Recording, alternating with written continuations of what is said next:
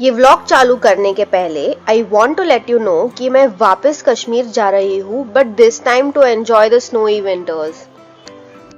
I will be going in the month of February. अगर आप interested हो please let me know in the comment section below.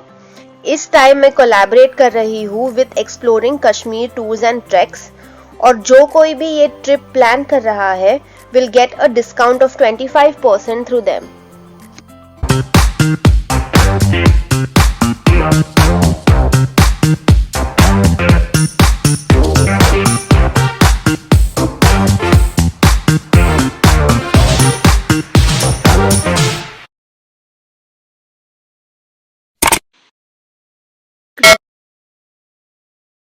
Sonamarg के टाई टाई फिश के बाद ना with no luck of fresh snow दूसरे दिन मैं गुलमर्ग के लिए निकल गई फ्रेश स्नोफॉल के खोज में। मुझे पता है it was too much to ask during autumn season, तो आज के दिन का प्लान स्नो एक्टिविटीज करने का था।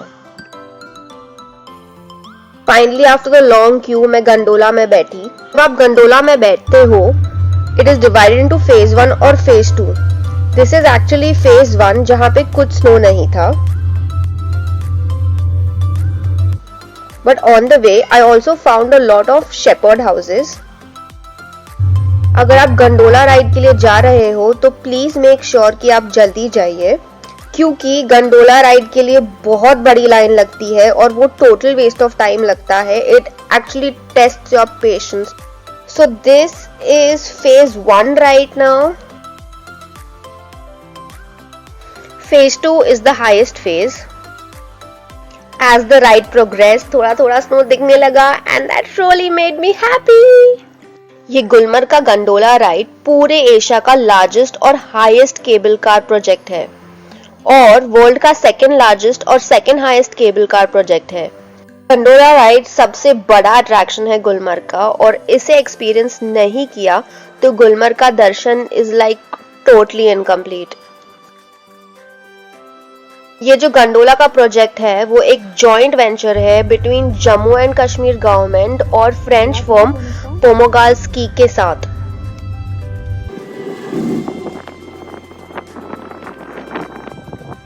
फाइनली मैं गंडोला से बाहर निकली और पहली एक्टिविटी जो मैंने की इज स्कीइंग।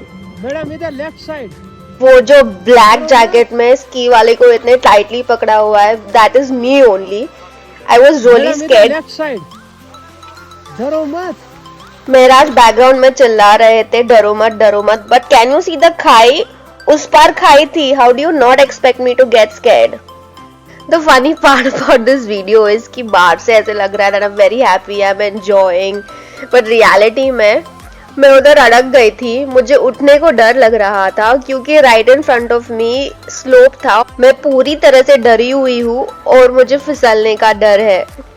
ऑब्वियसली सामने का बर्फीला स्लोप तो देखो।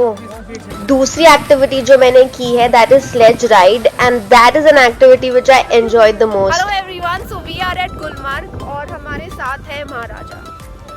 नहीं, इनका नाम महाराजा नहीं है, महराज है, लेकिन बहुत महाराजा वाला नाम है। तो आप बताइए, आप गुलमर्ग में एग्जैक्टली हम अभी आए हैं नवंबर में, तो जैन फेब में क्या होता है? जैन फेब में अभी हम यहाँ पे हैं 14,000 फीट अबव सी लेवल पे, गंडोला फेज 2 जिसका नाम है अफर वाट। विंटर टाइम यहाँ पे नहीं आते, जनवरी फरवरी में यहाँ पे टूरिस्ट नहीं आते, खाली जो प्रोफेशनल स्कीयर होते हैं, स्कीइंग करने वाले वो लोग आते हैं यहाँ पे, तो फिर वो बाय स्कीइंग नीचे जाते हैं यहाँ से। अभी यहाँ पे थोड़ा बर्फ़ कम है, फेज़ 2 पे है हम अभी हैं। अभी यहाँ से हम जाएंगे फेज़ 1 पे जहाँ पे अभी बर्फ़ नहीं है। उसके बाद हम जाएंगे गुलमर्ग। गुलमर्ग में लोकल साइट सीन रहता है, जैसे कि व्यू पॉइंट है, महाराजा पैलेस है, स्ट्रॉबर वैली है। सो हम जा रहे हैं ना आज उधर? हाँ, वहाँ पे भी जा रहे हैं हम। तो उसके बगैर भी आता है यहाँ पे द्रंग वैली, जहाँ पे वाटरफॉल है। द्रंग वैली उस जगह का नाम है। वो गुलमर्ग से नीचे हमें जाना है 10-12 किलोमीटर। द्रंग उस जगह का नाम है, ठीक है। वो टंगमर्ग से आगे पड़ता है, उस जगह का नाम है द्रंग वैली। तो गुलमर्ग जो है, गुलमर्ग का नाम क्यों गुलमर्ग पड़ा है? अगर आप समर टाइम यहाँ पे आते हो जून जुलाई में, तो हर जगह फूल होते हैं, नेचुरली फूल कोई लगाता नहीं है, इसीलिए जगह का नाम है गुलमर्ग। तो मार्च में वापस आना पड़ेगा? मार्च में। और अभी जनवरी में भी और फरवरी में आना? मार्च में अगर आपको फूल देखने हैं फिर आपको आना है मई जून जुलाई में। अच्छा, और अभी मतलब फेब में भी आओ और जुलाई में भी आओ? बिल्कुल, वो तो आना और है। आप रहोगे नेक्स्ट टाइम? मेरा ठीक है, अभी बात करो, आपको जो भी बात है। हमारे साथ मैडम है, इसको बहुत ज्यादा ठंड लगी है। और मैं देखो, आप तो ठंडी के लिए बहुत फिट हो, आपको ठंड नहीं लगती है। मेरे फिटनेस इंस्ट्रक्टर को थैंक यू बोलना है इसमें। अच्छा, इंस्ट्रक्टर स्मिथ, हाँ। कहाँ से हो? उड़ तो नहीं जाएगा मेरा ट्राइपॉड? ना ना, स्नो एक्टिविटीज हो जाने के बाद next stop is Drung waterfall. Drung actually एक विलेज का नाम है। Drung waterfall is a number 1 tourist attraction. इसका कारण ये है दैट द वाटरफॉल ना it merges with the water streams that flow from the glaciers. और ड्रंग वाटरफॉल के बाद मैं और महराज भैया these traditional shepherd mud houses को देखने के लिए चले गए। ये शेपर्ड्स है ना, they come to stay only during summers.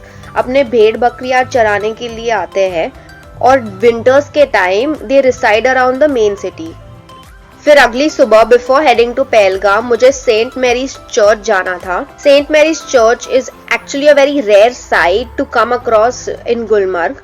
Unfortunately gate पे ताला हुआ लगा था and I couldn't visit the church, but that did not stop me and Gulmarg will always be in my heart. दरिया हो या पहाड़ हो, टकराना चाहिए। जब तक न सांस टूटे जिया जाना चाहिए। यूं तो कदम कदम पे है दीवार सामने, यूं तो कदम कदम पे है दीवार सामने। कोई न हो तो खुद से उलझ जाना चाहिए। झुकती हुई नजर हो या सिमटा हुआ बदन, झुकती हुई नजर हो या सिमटा हुआ बदन, हर रस भरी गठा को बरस जाना चाहिए। I hope you like this video. Until next time, tada!